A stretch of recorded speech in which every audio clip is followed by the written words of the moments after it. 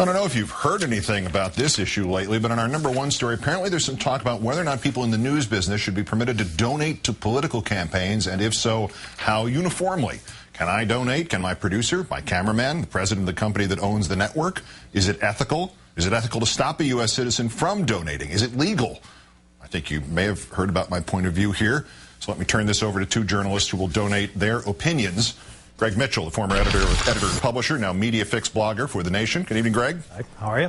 And Howard Kurtz, still of CNN's reliable sources, and himself recently relocated to the Daily Beast as Washington bureau chief. Howard, good evening. Good evening, Keith. Let me start with you. Howard, is it yes or no or sometimes? It's absolutely not, and here's why.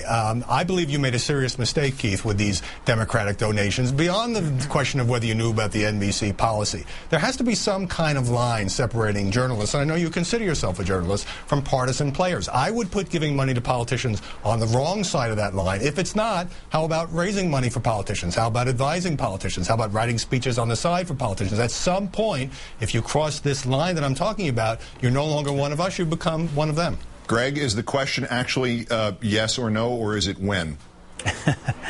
Well, I think the horse left the barn many, many years ago, and it really, we're focusing on donations now, but it really started several years ago when straight news reporters started going on cable news, were actually encouraged by their editors to blog, do online chats, express their views and opinions that went far beyond their news articles.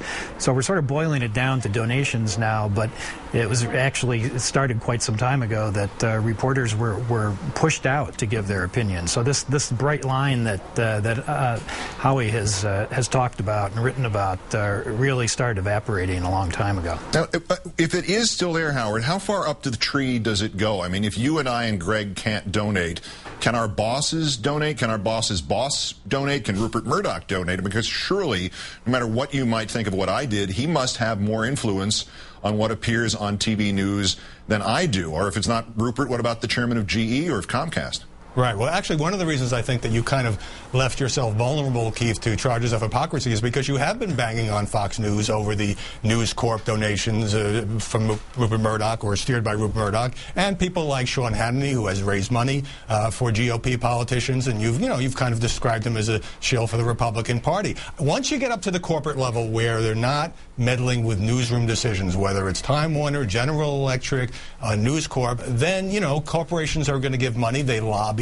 They have corporate interests. I think that people in the news business, even the commentary business, and you're perfectly entitled, as you do every night, to share your views with great passion. I think those people should not, there may be a debate, as Greg says, over how far they can go in their commentary or their analysis. I do not think they should write checks to politicians. Greg, to your experience, is there a part of a company that owns another part of a company that puts on a news broadcast or publishes a newspaper that isn't involved to some degree? I mean, do you know any chairman of the ultimate authorities who don't get involved in news decisions in some large sense, at least?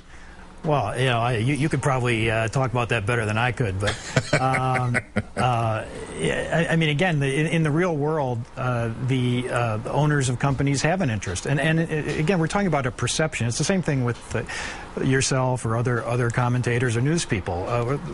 Often the debate comes down, what's the perception? To say, well, it may not be so bad, it may not be such a terrible thing, but it's the perception.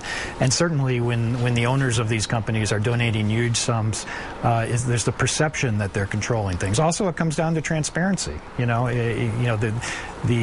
many of the donations, as you found yourself, came out because it was transparent in terms of the Federal Election Commission. But on that point, we don't have those same controls. But that's the larger question, Howard, because since I am a small business. Should I have the procedure I should have followed would have been to donate my money through my corporation to the U.S. Chamber of Commerce so nobody would ever have known that I did that? Does that settle the ethics of the thing in some way? No, and you knew, as you said last night, that your donations would become public because you'd made it in your name. You made no attempt to hide it. As a viewer, when I watch you on Countdown interview, for example, Arizona Congressman Raul Grijalva, I may think you're sympathetic to him. I may think you don't like his Republican opponent, but I shouldn't have to wonder, hey, I wonder if Keith gave money to this guy, as in this case you did. So I just think you're in a different position. Legally, can you donate? Every American citizen has the right to donate. I think we as journalists and even as commentators give up certain rights in order to get the kind kind of platform that you enjoy. You can tell us what you think. You have a lot of influence. I don't think you need to take out your checkbook. But again, what should I or should somebody go the corporate route and keep it quiet? Is that the answer to this? No, I mean, I'm not a fan of anonymous donations, and I think that that deepens the problem. At least we know about your donations. We didn't know about them in real time. We knew about them pretty quickly, however. Yeah. Howard Kurtz of the Daily Beast and Reliable Sources, and Greg Mitchell of The Nation, thank you kindly, and we all agree on this. Thanks, guys.